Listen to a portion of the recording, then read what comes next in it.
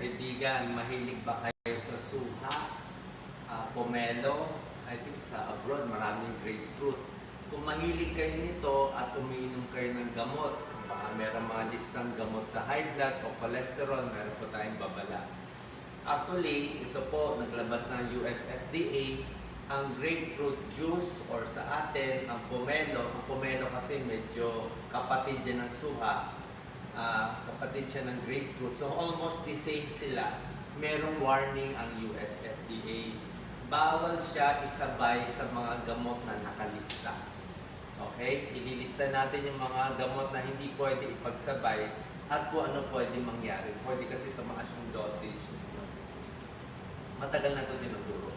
So kung mahilig kayo sa suha, katulad ko, tapos umiinom kayo ng gamot sa cholesterol o Doclisa, umiinom si Doclisa ng gamot sa cholesterol. Simvastatin may interaction sa pomelo, suha, or grapefruit. Ibig sabihin, hindi pwede ipagsabay within 24 hours. Atorvastatin, ito iniinom ni Doclisa, hindi rin pwede isabay sa suha within 24 hours. Ano po ito? Proven po ito bilang internist cardiologist. Hindi lang masyado ito tinuturo. Ano ba nangyayari? Kasi ang grapefruit, tapos yung kapatid niya na pomelo or suha, meron siyang isang enzyme. Okay? Itong enzyme na to, CYP3A4. Okay? Ang nangyayari dito, normally kasi, pag uminom tayo ng gamot, okay, sa cholesterol o sa high blood, na may metabolize ng katawan natin itong enzyme sa intestine at nababawasan yung dosis, nawawala yung inom nating gamot. Ang nangyayari, itong grapefruit, nabablock niya itong enzyme, itong CYP3A4. Pag nablock niya to, yung gamot na ininom mo, padami na padami.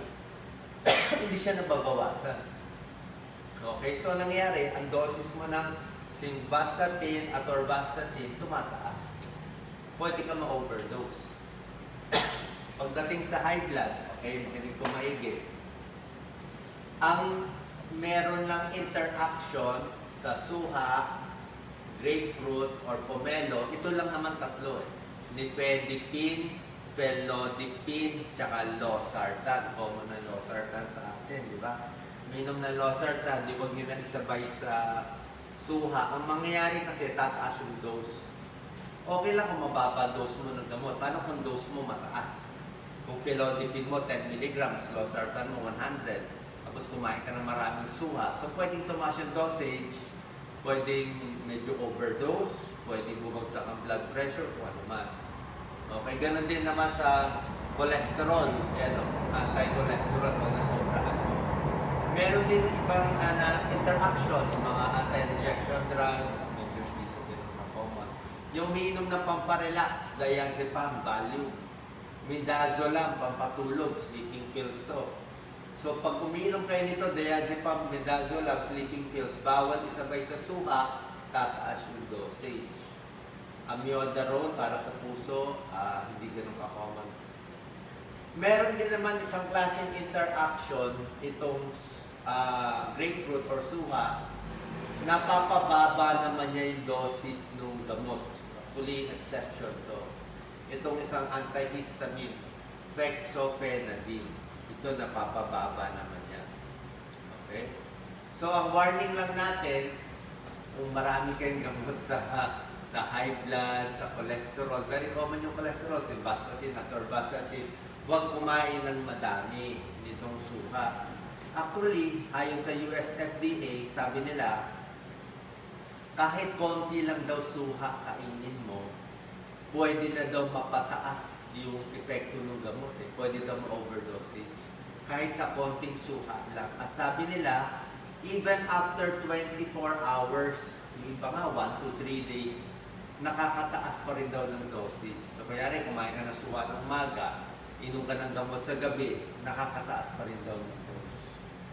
Okay? So, hindi siya ganun ka-advisable. Pero, kung katulad natin na hindi naman tayo umiinom nitong mga nakalistang gamot na to, okay, pag hindi naman tayo umiinom ng mga nakalistang gamot, pwede tayo kumain ng maraming suha kasi maganda to eh, di ba? Ang suha, may vitamin C, may potassium, may fiber. So okay siya.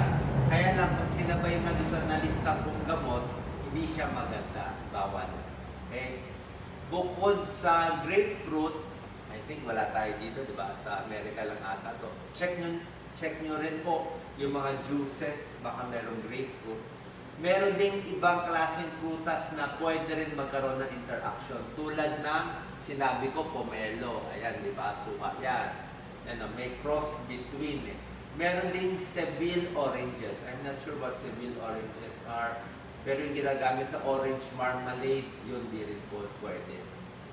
Okay, itong tangerine. Yan.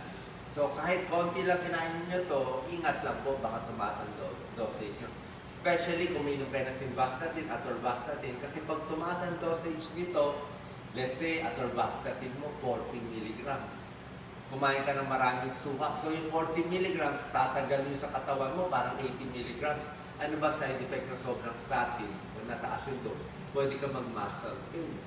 Diba? Kung nag-muscle pain, pwede magka-kidney problem. Diba? Nakita natin, meron mga complication. Ayan. Okay? So, papakita ko na lang ulit yung complete list. O, the place na focus mo para alam nila. Ito, galing to sa US FDA. Medyo rare naman yung iba eh. Anti-cancer medicine, hindi pwede sabay sa suha and grapefruit. Ito, amiodarone, apixaban, medyo common. Ito, clopidogrel, common din to. O, Plavix. Felodipine, nifedipine. Yung favorite kong amlodipine, hindi kasali. So, amlodipine, pwede siya isabay sa juice. Pero siguro huwag nyo na rin gano'n isabay. Pero alam ko, inaral yung amlodipine, pwede. Nifedipine and felodipine lang ang bawal isabay. Tapos meron ibang gamot, not so common. Sa antibiotic may isa eh, erythromycin. Yan o, erythromycin, isa lang. Yan. Tapos ito medyo rare na to, Primaquine. Anti-cholesterol, tatlo atorvastatin, lovastatin, simvastatin, domperidone sa tiyan, medyo common din. Tapos itong mga immunosuppressants. Okay po, bago itong kaalaman, alam nyo, favorite ko ang suha. Pero kung uminom kayo nitong gamot, siguro konting bawas or iwas na lang. Siguro magmangga ka na lang, magpinya ka na lang, or iba. Kasi meron lang siya talagang isang effect. Salamat.